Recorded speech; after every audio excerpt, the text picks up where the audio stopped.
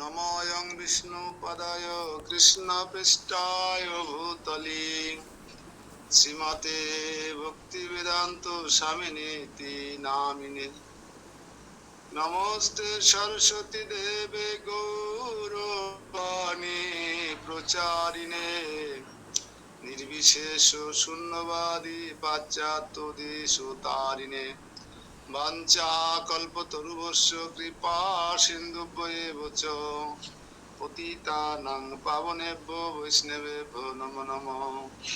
নিত্যানন্দ নমস্তভ্যাং প্রেমানন্দ প্রদায়িনে কলৌ কল্মষনাশায় জাহ্নবাপতয়ে নমঃ। নমো মহাপতন্নায় কৃষ্ণ প্রেম প্রদায়তে কৃষ্ণায় কৃষ্ণ চৈতন্য নামনে গৌরতীশে নমো নমঃ। জয় শ্রী কৃষ্ণ চৈতন্য প্রভু নিত্যানন্দ শ্রী অদ্বৈত গদাধর শিবাসাদি শ্রী গৌর ভক্ত বৃন্দম। হরে কৃষ্ণ কৃষ্ণ কৃষ্ণ হরে হরে, হরে রাম রাম রাম হরে হরে। নারায়ণং নমস্কৃত্য নরং চৈব নরোত্তমং দেবীং সরস্বতী ব্যাসং তত জয়মুদীরয়েৎ। নষ্ট প্রায়েষু অভদ্রেষু নিত্যং ভাগবত সেবয়া ভগবতী উত্তম শ্লোকে ভক্তির ভবতি নষ্টৈকি। তমাদিদেবং করুণানিধানম তমালোবর্ণম সহিতাবতরম অপার সংসার সমুদ্র সেতু ভজামহি ভগবত স্বরূপম। ওম নমো ভগবতে বাসুদেবায়।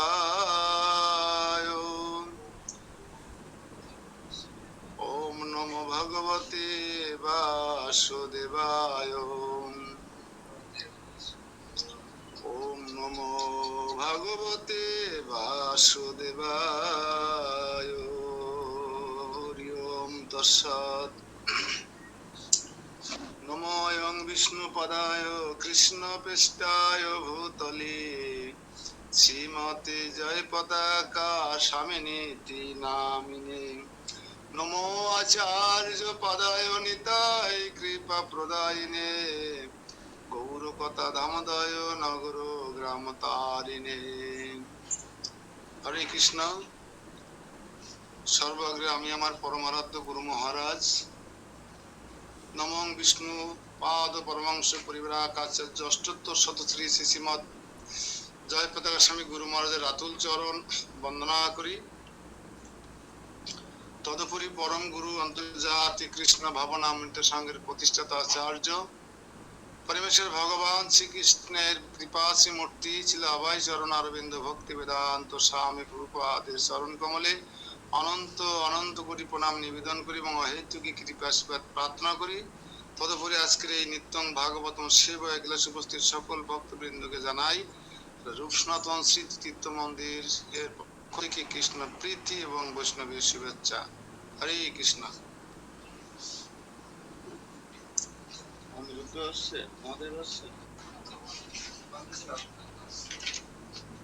তো আমরা গতকাল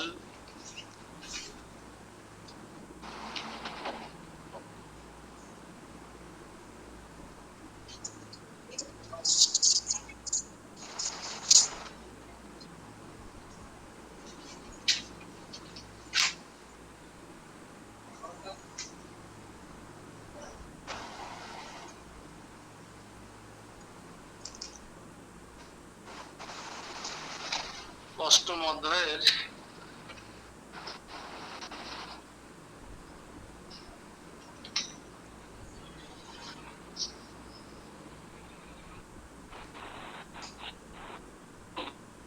আমরা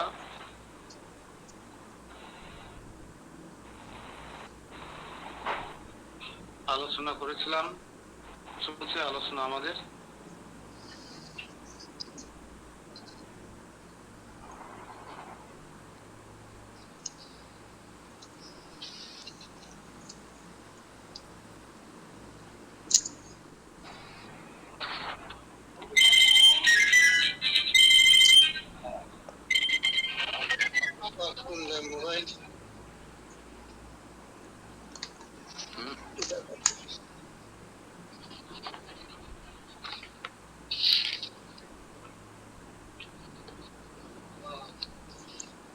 কত নম্বর শ্লোক আলোচনা ছিল গতকাল?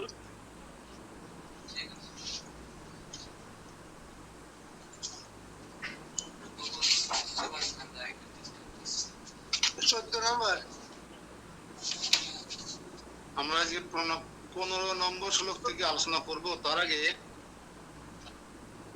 যেহেতু আগামী দিন আগামীকাল পরেই মনে হয় আমাদের সে মহানায়ক অনন্ত কোটি ব্রহ্মাণ্ডের অধিপতি, যার 5252তম আবির্ভাব তিথি, বার্থডে, ওই দিন থেকে কিন্তু 52 হয়ে যাবে। 51 বছর, 2051 বছর আগে এসেছিলেন, আর ওই দিন থেকে 52 শুরু হবে। তাহলে আবির্ভাব তিথি কততম হবে? 52তম হবে না 51তম হবে?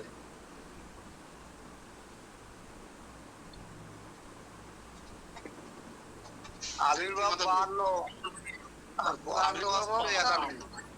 আর বয়স হয়েছে 5251, কিন্তু যে আবির্ভাব তিথিটা আসছে ওইটা 52 একটু জানি ভাই, খেয়াল রাখতে হবে, তাহলে আমার ধরা খেয়ে যেতে হবে কিন্তু। ঠিক আছে? যদি কেউ প্রশ্ন করে পরমেশ্বর ভগবান শ্রীকৃষ্ণ কত বছর আগে এসেছিলেন, তাহলে সেই বছর কয়েক বছর আগে। আর যদি বলে কততম জন্মদিন সামনে, তাহলে 1 বছর বাড়ায় বলতে হবে। ঠিক আছে? তো আমার মনে হয় 10 মিনিট ওনার বাল্যলীলা বা ওনার লীলা আলোচনা করা উচিত, মহিমা, যেহেতু আগামী কালকের দিন পরেই অনন্ত কোটি ব্রহ্মাণ্ডের অধিপতি পরমেশ্বর ভগবান শ্রীকৃষ্ণের শুভ আবির্ভাব তিথি মহোৎসব। তোমার একটা সুন্দর লীলা আমি এখন একটু বলার চেষ্টা করব। যদি আপনারা, আমার মনে হয় আপনারা জানেন না পরমেশ্বর ভগবান শ্রীকৃষ্ণের এমন কোন লীলা আছে, জানেন না, মনে হয় নেই। তাহলে কি আমার আর বলার প্রয়োজন আছে? তাহলে এটা বলতে হবে, লীলা শোনার দরকার আছে? সবই জানেন। না না না, ভগবানের লীলা কোনোদিন শেষ হয় না, শুনে অতৃপ্ত হওয়া যায় না, মানে তৃপ্তি হয় না, যত শুনি ততই শুনতে ইচ্ছে করে। বলেন, লীলা বলেন। বিষয়টা হচ্ছে এক একজনের এক এক রকম স্বাদ লাগে, একই লীলা বারবার শুনলেও অন্তত ভগবানের গুণকীর্তন কখনো এর বিতৃষ্ণা আসে না। যদি আমার নাম আপনাদেরকে 10 মিনিট জপ করতে পারি, অদ্বৈত ভগবান দাস, অদ্বৈত ভগবান দাস, 10 মিনিট পরে আপনার বিরক্ত হয়ে যাবে একটা নাম। কিন্তু হরে কৃষ্ণ মহামন্ত্র জন্মের পর থেকে আমরা জপ করছি, বিরক্ত হয়েছি না? আরো ভাল লাগে, আরো ভাল লাগে, আরো ভাল লাগে। এই জন্য ভগবানের দিব্য নাম সমূহ সবকিছু চিন্ময়। অনেকে আজকে জয়েন করিনি, কারণ কি? প্যারেন্টালের সমস্যা কিনা? সাথী মারা গেছে, সাথী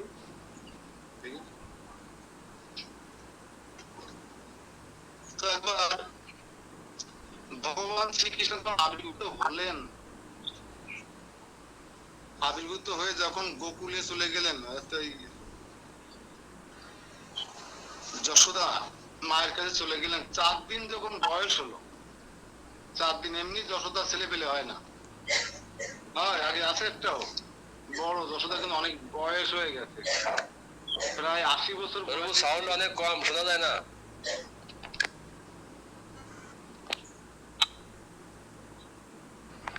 আমি সর্বোচ্চ কথা বলছি, এর চেয়ে ভেতরে কেউ কথা বলতে পারে না।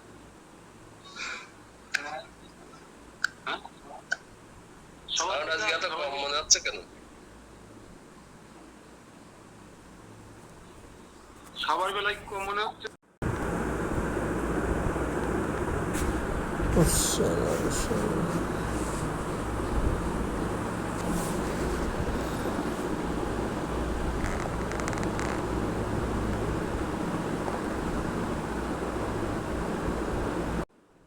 অনেক সময় মোবাইল প্রবলেম হয়। সবাই একটা 200-300 টাকা দিয়ে একটা ইয়ে কিনবেন, ওই ছোট্ট সাউন্ড বক্স কিনবেন। আমি যেটা বলি সেটা শোনেন, 300 টাকা মাত্র দাম, 250 থেকে 300 টাকা, ছোট্ট একটা সাউন্ড বক্স, ওইটুকু পারেন মতন। দেখবেন তাদের আর এই প্রবলেম থাকবে না।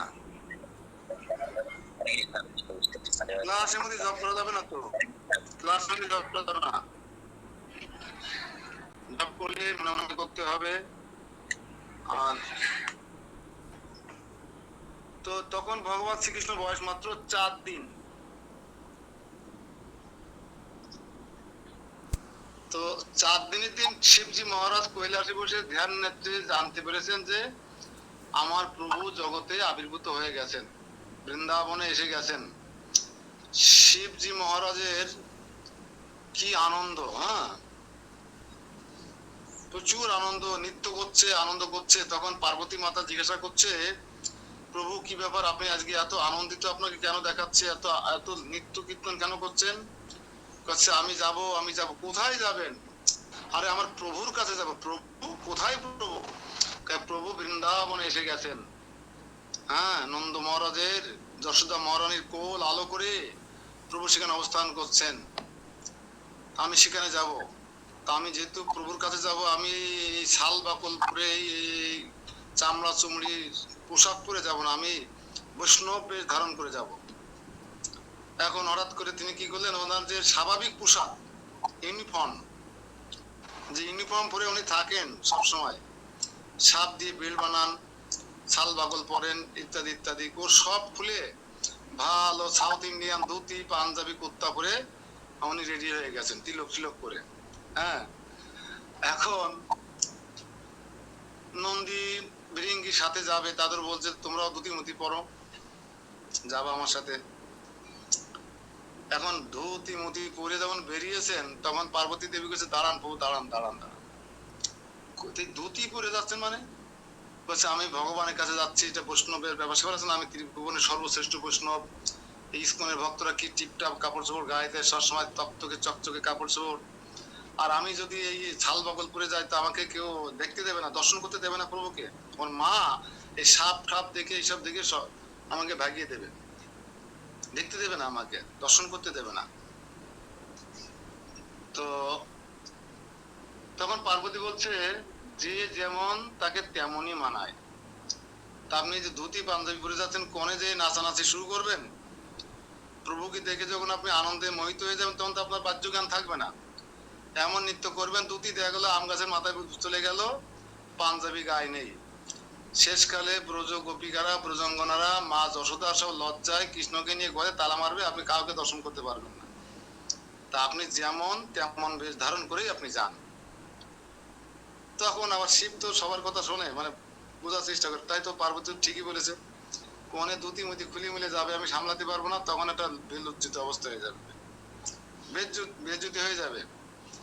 তখন কি করা যায়, আবার সেই শাল বাকল পরে সাপের একটা সাপ দিয়ে বেল বানালেন, গলায় সাপ টাপ জড়ায় সেই স্বাভাবিক বেশ ধারণ করলেন, ইউনিফর্ম, যে ইউনিফর্ম পরে উনি এই জগতে বিচরণ করেন। এবং বলতে বলতে যাচ্ছেন, প্রভু আপনি কাঁদুন, আমার জন্য প্রচুর কান্না করুন, যাতে আমাকে আপনার মা দর্শন করতে দেয়, আপনি প্রচুর কান্না করুন।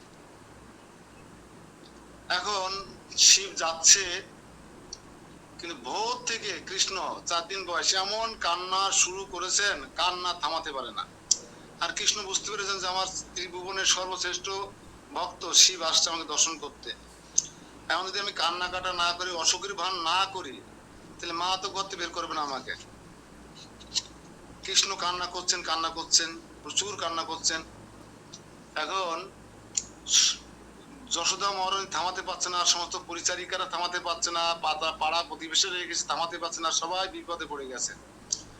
তখন বলছে কোন রকম অশুভ শক্তির প্রভাব পড়লো কিনা, অনেক গুরুচুনা গায়ে দিচ্ছে, সেটাই আরে অনেক কিছু করছে, একটু গোবর গুরুচুনা দিয়ে মুখে দিয়ে দিচ্ছে, যে কোনো অশুভ শক্তি তাকে অ্যাটাক করেছে কিনা।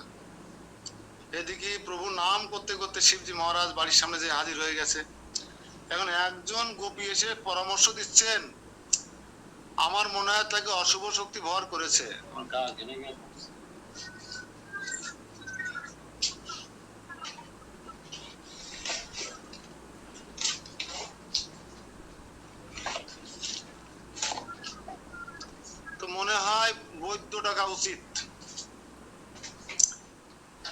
তখন তো মা যখন বিপদে পড়ে, তা পাড়া প্রতিবেশী যে যা করে মা কিন্তু তাই করতে বাধ্য হয়। তখন বৌদ্ধ ডাকতে যাবে কি, বৌদ্ধ বাড়ি এসে হাজির। শিবজি মহারাজ যখন এসছে তখন বলছে, তখন সেই প্রতিবেশী মাতাজিকে বলছে, যাও তুমি বৌদ্ধ তাহলে তুমি ডেকে নিয়ে এসো। তখন উনি শিবজি মহারাজ দেখে এসে ভম বলা বেশে বাড়ির সামনে একটা গাছের নিচে বসে আছে, প্রভুর দর্শন করার জন্য ধ্যান করছেন। আর প্রভুর কান্না শব্দ শুনতে পাচ্ছেন, আর বলছে কান্না থামাও কান্না থামাও, কেউ কান্না থামাতে পারছে না। তখন শিবজি মহারাজ বুঝতে পারছেন প্রভুর কান্নার কারণ কি। বৌদ্ধ দরকার হবে, বৌদ্ধ হলে আমি বৌদ্ধ সেজে যেতে পারবো, এমনি তো আমাকে যেতে দেবে না। দুইটি দাও, দুইটি দাও, সাউন্ড বেশি।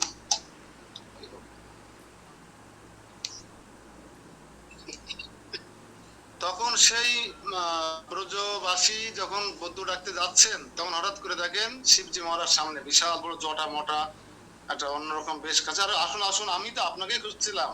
কেন? আমাদের কৃষ্ণ, কৃষ্ণ সেই ভোর থেকে কান্না করছে, কোনোভাবেই কান্না থামাচ্ছে না। হ্যাঁ, তা আপনি এসে দেখুন না কি হয়েছে। তখন শিবজি বুঝতে, এই তো সুযোগ ভগবানকে দর্শন করার বৌদ্ধ সেজে। তখন বলছে, প্রভু কাঁদুন, আরো বেশি কাঁদুন, কাঁদতে থাকুন, আমাকে দর্শন দেওয়ার জন্য আপনি আরো একটু করে বেশি করে কাঁদুন। আসলে তো ভগবান কান্না করছে শিবের জন্য, যাতে শিব সেখানে প্রবেশ করার একটা সুযোগ পায়। এখন ভ্রম বলা চলে এসছে বিশাল বড় বৌদ্ধ সেজে। এখন মা যশোদা তার পুত্রকে নিয়ে, ওরে বাবা, গায়ে 7 মাস জড়ানো জটা মোটা, ও আমার ছেলে ভয় পাবে, আমি নিয়ে যাবো না। তখন বলছে যে, হে বুদ্ধমশাই, আপনি এই আপনার গলায় মলায় যা ঝুলন আছে এগুলো একটু দূরে রেখে আসুন, তাহলে মা যশোদা তার অন্ধের জ্যোষ্ঠী কানাইকে সামনে নিয়ে আসবে না। কানাই তত বেশি কান্নায় জোর দিচ্ছে যাতে মার ধৈর্যটা নষ্ট হয়ে যায়। আর শিবজি মহারাজ শুধু বলছে, প্রভু আরো একটু কাঁদুন, আরো একটু জোরে কাঁদুন, যাতে মা যশোদার মনটা নরম হয়। এক পর্যায়ে কান্না যখন থামছে না, মা যশোদা সব লাখ লজ্জা ভয় ভীতি দূর করে সন্তানের কল্যাণের জন্য কি করলেন, ধীরে ধীরে শিবজি মহারাজের কাছে নিয়ে এলেন। আর শিবজি মহারাজ দর্শন করেই বলছে, প্রভু আরো কান্না করুন, আরো কান্না করুন, আর একটু আমাকে আর একটু কৃপা করুন। তো বলছে যে, শিশু পুত্র আমার কাছে দিন, আমি ওকে ঝাড় ফুঁক করবো।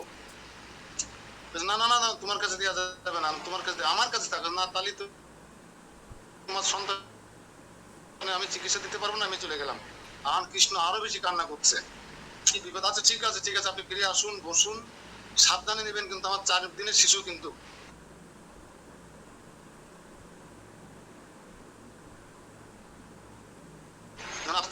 কি বলছে, মুখ করেছেন আমার কাছে করা কাজই তো এই বৌদ্ধগিরি কর্মীদেরকে মানে অশুভ শক্তি থেকে পরমেশ্বর ভগবান শ্রীকৃষ্ণকে তার পরম ভক্ত শিবের কোলে দিয়েছেন। কি মন্ত্র পড়বে, প্রভুকে কোলে করার সুযোগ, সোজা কথা।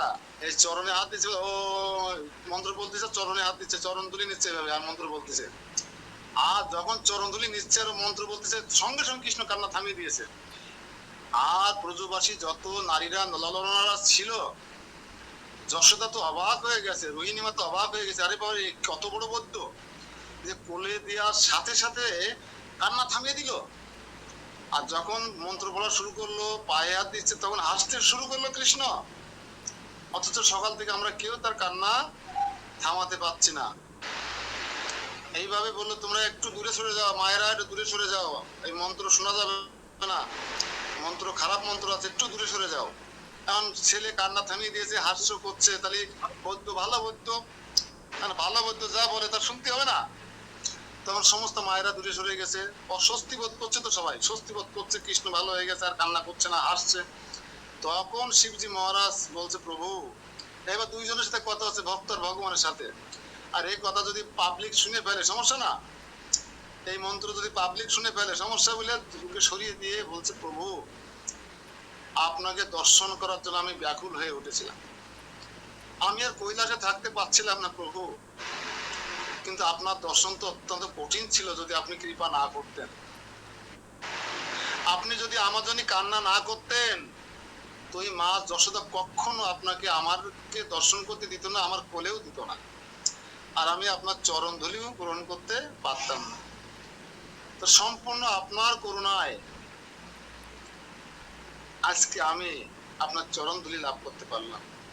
আপনি আমার জন্য যে কান্নার অভিনয়টা করলেন, এই অভিনয়টা আমার জীবনে অনেক করুণা হিসেবে আমি গ্রহণ করলাম। প্রভু বলুন, আমি আপনার কি সেবায় লাগতে পারি, আপনার এই লীলায় কিভাবে আমি প্রবেশ করতে পারি।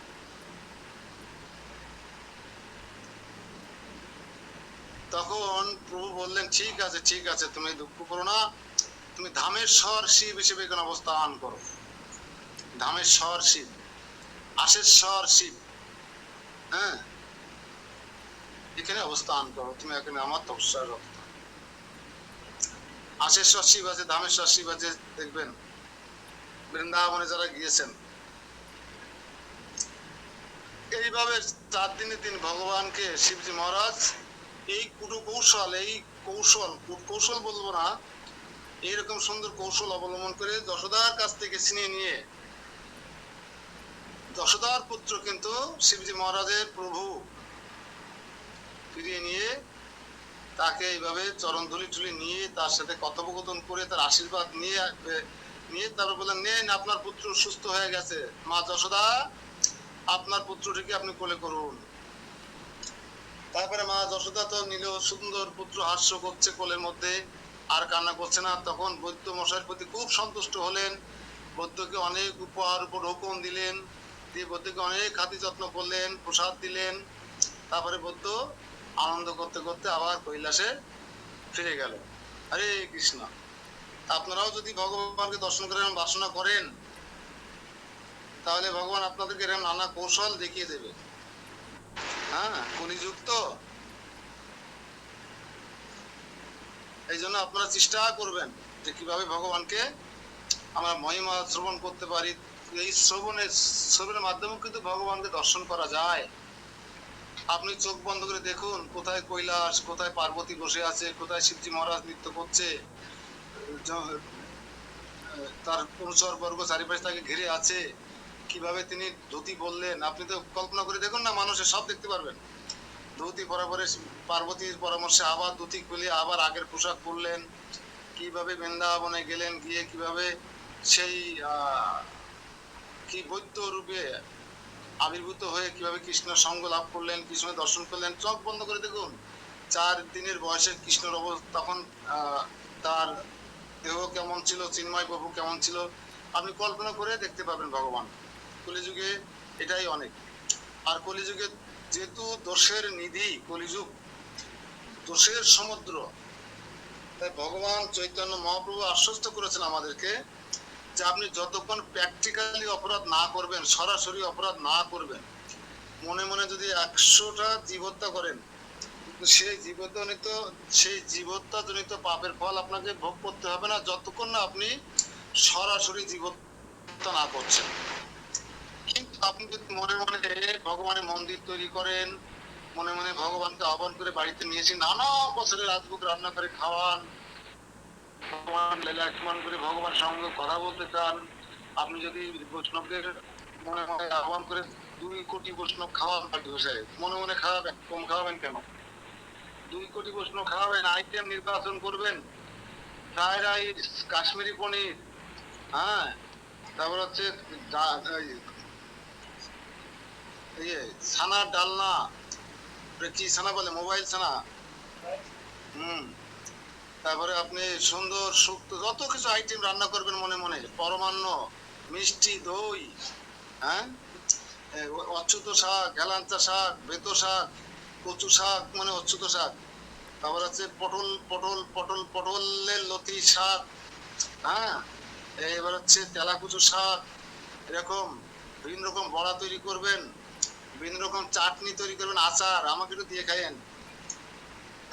তারপরে নানা রকম ওই যে কি বলে মোয়া তৈরি করবেন, শালিদানের চিড়া দিয়ে মোয়া তৈরি করবেন, হ্যাঁ, এই সমস্ত মনে মনে আপনি করবেন, সারা রাত শুয়ে শুয়ে করে কয়েকশো আইটেম করে ভগবানকে নিবেদন করবেন। তাহলে আপনার এই যে মনে মনে করলেন না, মানুষে করলেন না, আপনি বাস্তবে ভগবানের এই সেবা করার ফল লাভ করে যাবেন। হরি বল। অর্থাৎ ভালো জিনিস মনে মনে করলে আপনি তার ফল পাবেন, আর খারাপ জিনিস মনে মনে করলে তার ফল আপনাকে ভোগ করতে হবে না। তার মানে এই নয় যে আপনি সারাদিন খারাপ চিন্তা করবেন, যেহেতু ফল ভোগ করতে হবে না। বেনিফিটটা আগে দেখবেন যে কোনটা করলে বেনিফিটেড হব। আপনি যদি মনে মনে মানুষে পায়েস তৈরি করে ভগবানকে দেন, ভগবান পায়েস গ্রহণ করবে। দক্ষিণ ভারতে এক নিষ্ঠাবান ব্রাহ্মণ ছিলেন, দরিদ্র ব্রাহ্মণ, কিন্তু কখনো সে ভগবানের সেবা করার জন্য ওই কোন রকম আটা শাক লতা পাতা দিয়ে ভোগ নিবেদন করতেন। কিন্তু একদিন মনে মনে ভাবলেন একটা নারকেল গাছের গোড়ায় পুকুর পাড়ে বসে যে আমি যদি ভগবানকে সুন্দর সুগন্ধি চাল, দুধ, চিনি, কিশমিশ, কি বলে তেজপাতা, এই সমস্ত দিয়ে ভগবানকে যদি পরমান্ন রান্না করে নিবেদন করতে পারতাম, তাহলে আমার জীবন ধন্য হয়ে যেত। আমি তো বাস্তবে পারবো না, আমার টাকা পয়সা নেই, আমি মনে মনে বাজারে যাব এখন। তিনি গাছের নিচে বসে, নারকেল গাছের নিচে বসে মনে মনে বাজারে গেলেন, সুগন্ধি আতপ চাল কিনলেন, সুন্দর দুধ ক্রয় করে, চিনি, হ্যাঁ, দই, তারপর হচ্ছে তেজপাতা, আমল, কিশমিশ, অনেক কিছু নিয়ে এলেন। চুলো, চাল চুলো সবকিছু নিয়ে এসে উনি অনেক বেশি করে পরমান্ন রান্না করলেন।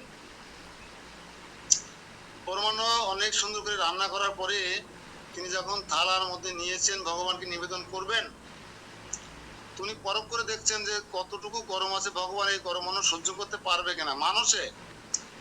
মানুষের যখনই তিনি পরমান্নের মধ্যে হাত দিয়েছেন, সঙ্গে সঙ্গে উফ করে দেখে সঙ্গে সঙ্গে তার আঙুলের মাথায় ফুসকা পড়ে গেছে। আর এই সময় বৈকুণ্ঠপতি নারায়ণ হেসে উঠেছেন। আর যেহেতু নারায়ণের কাছে কে থাকে, পা টিপে দেয় কিরা, চরণ টিপে দেয় কে? লক্ষ্মী দেবী। লক্ষ্মী দেবী বলছে, প্রভু আপনি একা একা কি ভেবে হাসছেন? পাগলে কাণ্ডটা দেখো। কোন পাগল? কি হয়েছে বলুন তো খুলে, তুমি দেখতে চাও? তখন সশরীরে ভগবান শ্রীকৃষ্ণ তার নারায়ণ তার দুধ দিয়ে পুষ্প রথে করে সে নারকেল গাছের নিচের থেকে উঠাই নিয়ে চলে আসছে। কোথায়? বৈকুণ্ঠে, সরাসরি বৈকুণ্ঠে নিয়ে আসার পরে ও ভগবান বৈকুণ্ঠপতি নারায়ণের ধ্যান করতেন। তো নারায়ণ লক্ষ্মীকে দর্শন করে আপ্লুত হয়ে প্রণাম স্তব স্তুতি অর্চন করতে লাগলেন। তুমি থামো, এখন বলো দেখি তোমার ডানাতের আঙুলের কি অবস্থা। দেখে আঙুলটা পুড়ে ফুসকা পড়ে গেছে। আচ্ছা বলো তো তোমার এই আঙুলে ফুসকা পড়লো কিভাবে? লক্ষ্মী দেবীকে শোনাও, আমি তো সব জানি। তখন সমস্ত বৃত্তান্ত খুলে বললেন। বলার পরে লক্ষ্মী দেবী তো অবাক হয়ে গেছেন যে প্রভু এই মর্তধামে আপনার এমনও ভক্ত আছে যার সামর্থ্য নেই, তারপরে সে মানুষে আপনার সেবা করে আঙুল পোড়ায় ফেলে। এমন সামর্থ্যবান, এমন শুদ্ধ ভক্ত তোমার জগতে আছে? হরি বল। তা আমার মনে হয় এই জগতে এমন কোন ব্রাহ্মণ ভক্ত এখন নেই যাকে ভগবানের সেবা দেওয়ার জন্য 100-150 টাকা ক্ষমতা খরচ করার ক্ষমতা রাখে না। এমন লোক আছে এখন জগতে?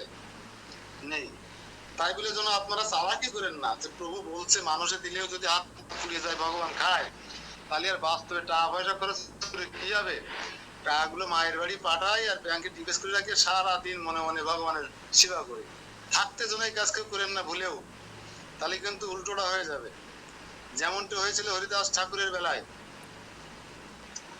হরিদাস ঠাকুর একবার যখন লক্ষ্য হীরাকে উদ্ধার করলেন বেনাপোলে পাটবাড়িতে, লক্ষ্য হীরাকে উদ্ধার করার পরে রানাঘাটে চলে গেলেন। রানাঘাটে ওইদিকে হঠাৎ করে জায়গাটা মনে পড়ছে না, রানাঘাট আর শান্তিপুরের মাঝখানে হবিবপুরের আশেপাশে একটা জায়গা ছিল, জায়গাটার নাম মনে করতে পারছি। সেখানে একটা বট গাছের নিচে বসে তিনি 3 লক্ষ জপ করতে লাগলেন। কিন্তু সেই জায়গাটার নাম মনে আসছে না। সেই বট গাছের নিচে বিশাল বড় এক বিষধর সাপ বাস করতেন, আর সেই সাপের নিঃশ্বাসে আশেপাশে বিষাক্ত হয়ে থাকতো। আর যেহেতু হরিদাস ঠাকুর সেই গাছের নিচে বসে জপ করেন, তখন সব লোকজন এসে তাকে বললো যে প্রভু আপনি এখানে থাকবেন না, এখানে এরকম বিষধর সাপ আছে, সেই সাপের জন্য আমরা এখানে বসবাস করতে পারছি না, বিষাক্ত সাপে আমরা অসুস্থ হয়ে যাচ্ছি। তখন হরিদাস ঠাকুর বললেন ঠিক আছে আমি দেখি কি করা যায়। হরিদাস ঠাকুরকে সাপকে অনুরোধ করলেন যে তুমি ভক্তদের কষ্ট দিও না, তুমি এখান থেকে চলে যাও। তখন শিব হরিদাস ঠাকুরের কথা মতো সেই সাপ, বিশাল বড় সাপ, সেখান থেকে চলে গেল, আর কখনো ফিরে আসেনি। হবিবপুরের আশেপাশে জায়গাটা না মনে আসছে না, ও চৈতন্য চৈতামৃতে উল্লেখ করা আছে। মানে লক্ষ্মীরাকে উদ্ধার করে গিয়ে তিনি কোথায় অবস্থান করছিলেন? শান্তিপুরের আগে, অল্প একটু আগে, 2-4 কিলোমিটার আগে। আমি গিয়েছি তার আশেপাশে। তো একদিন ওই গ্রামের পাশে যেখানে হরিদাস ঠাকুর ছিলেন তার পাশেই একটা বৈদ্য সাপ খেলা দেখাচ্ছিলেন। আর সাপ খেলা দেখানোর সময় ইনি অত্যন্ত সুন্দর সুরে দশাবতার স্তব পাঠ করছিলেন আর সাপ খেলা দেখাচ্ছিলেন। দশাবতার স্তব পাঠ করছিলেন, সাপ খেলা দেখাচ্ছিলেন। এটা হরিদাস ঠাকুর গিয়ে যখন শ্রবণ করেছেন, ওনার অষ্টসাথী বিকার হয়ে গেছে। যখনই অষ্টসাথী হয়ে গেছে তখন সে বৌদ্ধ বুঝতে পেরেছেন যে এই পুরুষ সাধারণ কোন পুরুষ নন, এই মহাপুরুষ। তখন তার সাপুড়িদের হাতে একটা লাঠি থাকে, লাঠি দিয়ে একটা গন্ডি কেড়ে দিলেন যে গন্ডির ভিতরে কেউ আসবেন না, সবাই দূর থেকে হরিনাম করুন। সবাই হরিনাম করতে লাগলেন, সাপ খেলা বন্ধ হয়ে গেল।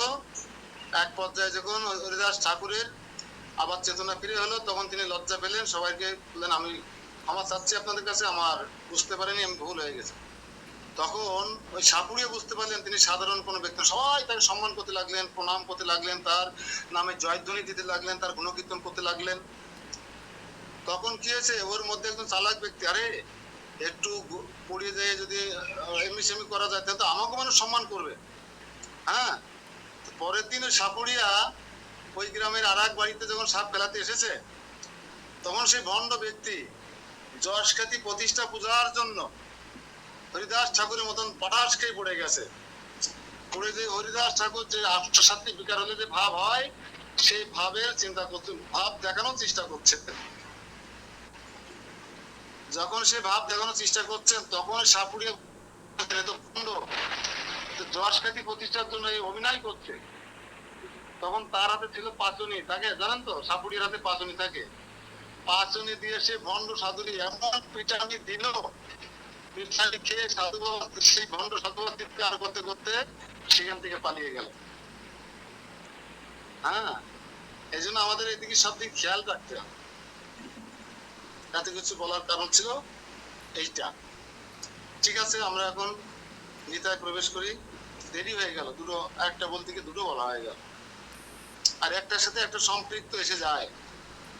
ওই সেই মনে মনে কেউ যেন আবার পায়েস রান্না করেন না, মনে মনে ছানা রান্না করেন না, মনে মনে রান্না